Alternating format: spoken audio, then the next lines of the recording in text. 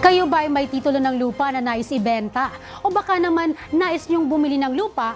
Aba nako, hindi pala basta-basta yan dahil mayroon tayong panuntunang sinusunod. Sa ating episode ng Itanong Mo kay Kong Tony, ating alamin ang guidelines na dapat sundin hinggil sa titulo ng lupa bago mabagansa ang bentahan. Kagaya ng nangyari sa ating letter sender. Kong Tony, ano po ba ang dapat nating gawin?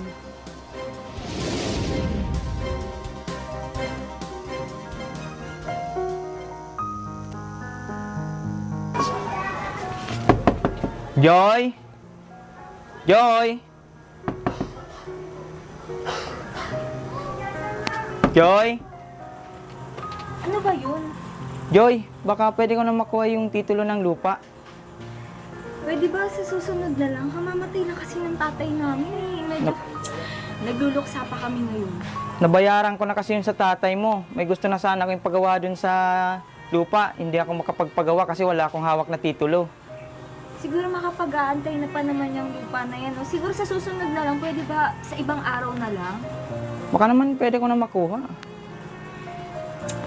Kamamatay lang ng tatay namin. Sana naman naintindihan mo, no? Sige, sige. Babalikan ko kayo, ha?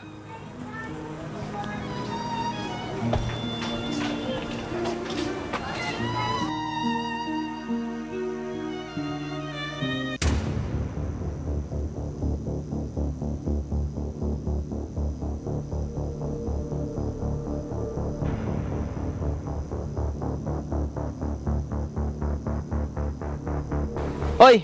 Joy! Joy! Joy! Ako pala yan. Kita nakita eh. Joy, baka naman pwede ko na makuha yung titulo ng lupa. Yung titulo niyong lupa niyo. Siguro sa susunod na lang. Kamamatay lang kasi ng tatay namin eh. Lagi na lang ganyan, Joy.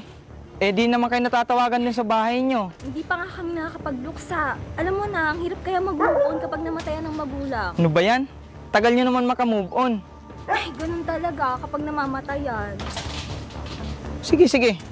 Eh, kung ganun, mag-usap na lang tayo sa barangay. Papabarangay kita. Eh di ipabarangay mo. Sige, sa barangay na lang tayo magkita. Kala mo ha, di ko totohanin yung papabarangay kita. Ano problema? Eto kasi Kap, bibigay lang naman yung titulo ng lupa, pinapahirapan pa ako. Eh bakit ba? Yung tatay ko yung katransaksyon mo dun eh. Wala na kami ng mga anak niya dun. Oo nga, yung tatay mo nga, patay na yung tatay mo, bakit? Dinalaban niya yung titulo ng lupa? Ay naku, bala ka dyan.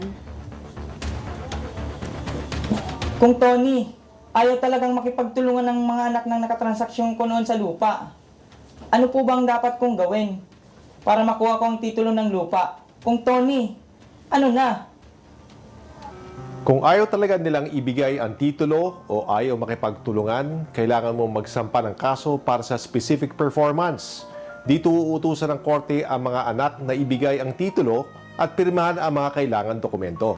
Kung sasabihin nilang nawala ang titulo, uutusan ng korte ang Register of Deeds na kanselin ang lumang titulo at mag-issue ng bago sa pangalan mo.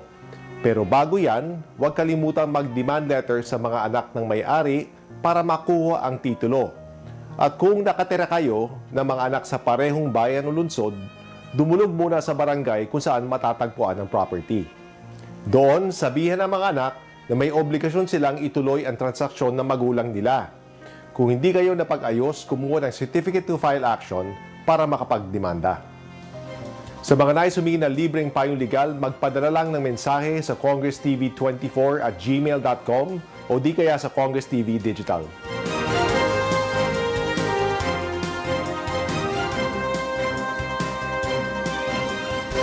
Isang tanong ng ating kababayan na may pag-alinlangan ang nasagot ni Kong Tony Roman. Kaya huwag palalampasin ang sunod na episode natin dahil baka tanong mo na ang sunod na sasagutin. Kaya kung kayo ay may mga katanungan na nais mabigyang linaw, itanong mo yan kay Kong Tony Roman.